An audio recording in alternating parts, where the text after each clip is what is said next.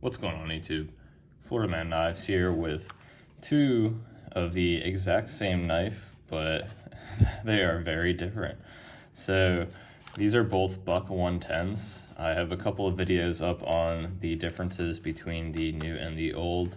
And real quick, I'll just go ahead and get out my new Buck 110. I actually normally don't keep it in the leather case that it has right there, but just absolutely love this knife. S30V on this particular model. This was a Buck 110 Buck of the Month, and just a really glorious recreation and modernization of, in my opinion, one of the most influential knives of all time, and just the classic Buck 110. I mean, this thing is phenomenal. So this knife right here is actually my dad's Buck 110. This is the knife that he carried in the Navy back in the 80s, and that particular variant is from 1988. So I'm going to go ahead and point out a couple of things here with this knife. You can see the markings on it, 110, and then the little symbol next to the 110 is actually what denotes this being from 1988. So there is a Buck 110, or Buck knives in general actually, year chart, if you will, that has a symbol for every year. Matter of fact, let me go ahead and get out my new Buck 110, and you can see actually that little star is for 2021, I believe, when this knife was made. So back to this one though, again, the one that my dad carried when he was in the Navy. He has lent this to me for review, and I have not wanted to give it back to him just because it's so cool. One thing I love about this, of course, is the brass bolsters, and you can see just how they wear over time. That is one thing that I think is absolutely just so cool about these knives in general. You can definitely keep them really for your entire life, and you can see just how they wear. Of course, if you use them, they will show some more use and more wear and tear. This one was definitely used quite a bit by my dad back in the day. This is a tool after all, and I mean, he's cut just, who knows how many feet of rope with this thing. I definitely know he's used it for other purposes as well, perhaps to hammer some stuff down when you don't have anything else in the moment. That is what those markings are there for. But just wanted to get this thing on my channel one more time before I do give it back to him. It's just such a glorious knife, so beautiful.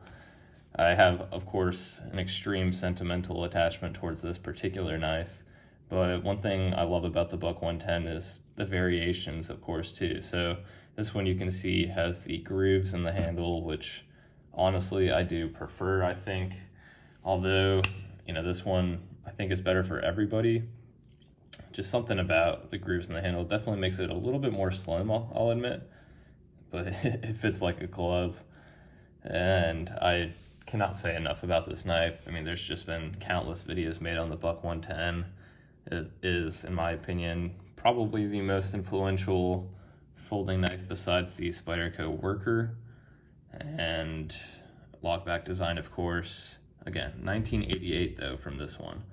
Still sharp, definitely a usable edge. You just gotta keep it maintained. I believe this one has 440 steel, of course, made in the USA, like a lot of the good Buck knives are, and as I stated, this will last a lifetime. So really not much more to say about this knife. Again, just wanted to get it on my channel. It's such a cool piece for me. Again, the sentimental attachment, the fact that my dad carried this while he was in the Navy, he still has it to this day. He keeps it in his toolbox and still uses it as well. And why wouldn't you, right? So just love the wood handles too. Of course, this one does have the pin construction that is exposed, as does my modern variant. A couple of different options you can get with the Buck 110, which I'm not going to go into detail here. And if I'm able to, I will definitely try to throw up the chart at the end of the video that shows the different symbols and how it represents each different year that the Buck 110 was made. So just something else that's really cool about this knife for sure. This thing is, of course, not super clean or pristine necessarily, but it is a user, and I just cannot stop looking at it at this point. So I think that'll be wrapping up the video. As I stated again, just wanted to get this thing up close on the camera. I just have such an appreciation for how these knives wear over time. In my opinion, the vintage models are definitely still superior. It's just, I don't know, something about them. Of course, the Boss heat treatment on the new ones is fantastic, but when you go and try and purchase a vintage buck, anything, honestly, if it's in decent shape, it's definitely going to be pretty expensive and just as much as the new models, if not more. So pretty cool piece of history here, definitely an important piece of knife history, and something that I had always wanted and ended up finally getting, of course, semi-recently. Go check out my videos on this particular one with the thumb stud, which I am obsessed with. I love the one-handed opening with this knife. It's so easy, but I still hands down prefer this one. You know, it's vintage. The sentimental side, you know, out of it, it's just so cool. I love the grooves in it, the brass, how it wears over time. I mean, I do have silver nickel bolsters on my other one, but this thing is just so cool. So if you haven't made it this far into the video, I really would be curious to hear if you or any of your family members do have any vintage Buck 110s or Buck knives in general, and any other knives too that are sentimental towards you or to you because they are vintage knives that have been in your family for a while and were also used. So would love to hear that in the comments below. And as always, I really appreciate everyone watching.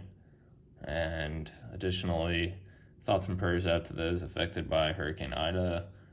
And I hope everyone has a chance to successfully recover well. And hopefully we won't have to experience another storm like that anytime soon. But thanks again, and I hope you enjoy the rest of your day.